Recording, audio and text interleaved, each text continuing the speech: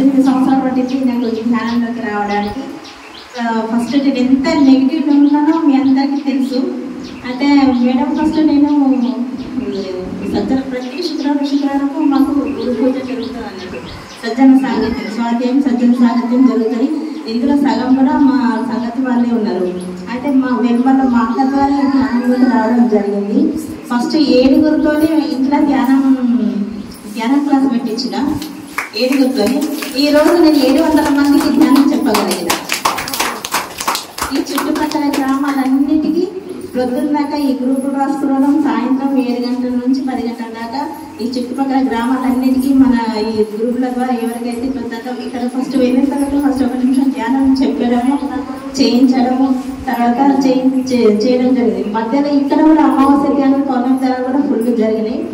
ఆ తర్వాత ఏమైందంటే ఇప్పుడు ఈ కరోనా మధ్యలో కొంచెం గ్యాప్ వచ్చింది.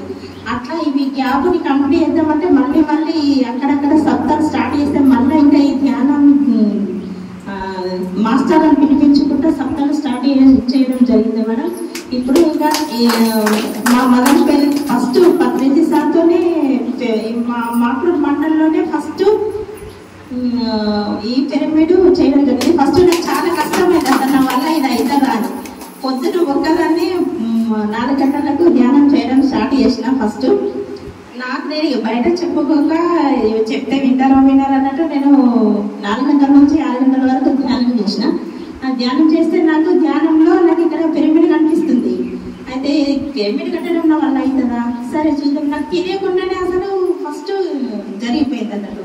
ఈ పిరమిడ్ కట్టిన తర్వాత మళ్ళీ కళలో నాకు 30 శాతనే నేను ఇది ఓపెన్ చేయాలా. అయితే ఫోన్ చేస్తే మరి 30 సార్ రాను అంటున్నాడు అనమాట. నేను ఇంత కష్టపడి నేను 30 సార్తో ప్రారంభం చేపిస్తాను రానని ఎందుకు అంటాడు.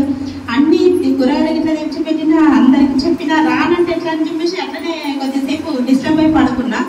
నాకు కళలో 30 సార్ వచ్చి ఇంటికి వచ్చినట్టు నాకు కళ వచ్చింది. పొద్దున నేను లేచి అదే వార్త వచ్చింది, 30 సార్ మీ ఇంటికి వస్తున్నా సుష్మా అని.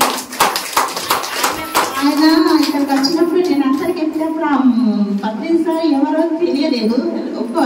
రండి అంటే అప్పుడు ఎవరాని ఒక 60-70 మంది వచ్చేది. కానీ ఈ రోజు అయ్యో ఇంత పెద్ద మా ఇంటికి వస్తే మా ఊరికి వస్తే నేను వెళ్ళే. అందరికీ హాయ్, నేను మీ నిర్పమ్ని. Please subscribe to KV9 news. Like చేయండి, షేర్ చేయండి, మా మిత్రుల్ని ఆశీర్వదించండి.